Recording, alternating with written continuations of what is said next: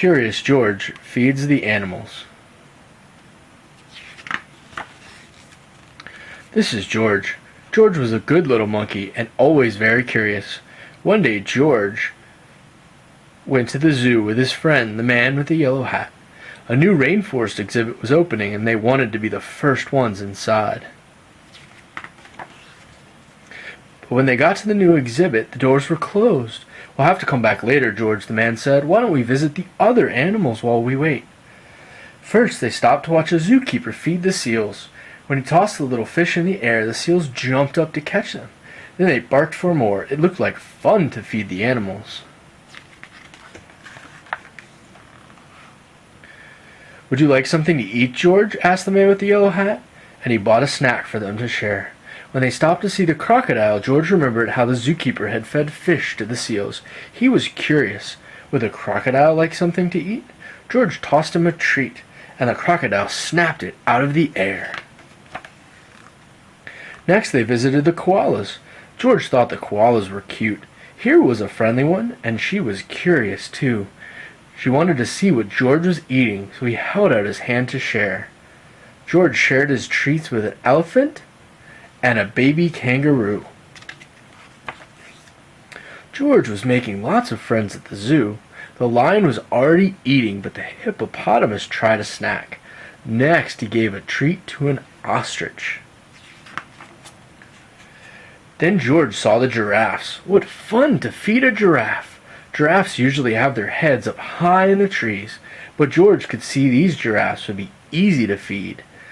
But as soon as he held out his hand, a zookeeper came running. The zookeeper looked angry. Was he angry with George? George didn't know, and he didn't want to stay to find out. He slipped away. And the giraffes were happy to help. But where did George go? He was trying his best to hide, but little monkeys can't stay still for long. When George wiggled, the zookeeper was waiting. "I see you," he said. Just then another zookeeper hurried by. "Come quick," she yelled. "Someone saw the parrot." The fourth zookeeper led George to a bench. "The parrot from our new exhibit escaped, and I must help find it," he explained. He told George to wait for him there, and before he left he said, "Don't you know you're not supposed to feed the animals? The wrong food might make them sick." George felt awful. He didn't know he wasn't supposed to feed the animals. He didn't want to make them sick. George was looking at all the treat in his hand when all of a sudden a big bird swooped down and snatched it right up. Now George knew he wasn't supposed to feed the animals, but this one had helped itself. A zookeeper passing by was happy to see George. "You found the parrot," she said. "We've been looking for this bird all day." When she saw George's snack, she said, "This isn't the best thing to feed a parrot, but a little won't hurt. Would you like to help me put him back where he belongs?" George was happy to help after all the trouble he had caused, and together they went back to the exhibit. "There's our problem," the zookeeper said, pointing to a hole in the netting. As the zookeepers discussed how to fix it, George had an idea. He climbed up like only a monkey can, and when he reached the hole, he tied the netting back together. Meanwhile, the first zookeeper returned. "Catch that naughty monkey," he yelled. "He was feeding the animals." "But that little monkey found the parrot," another zookeeper told him. "And look, he fixed the netting.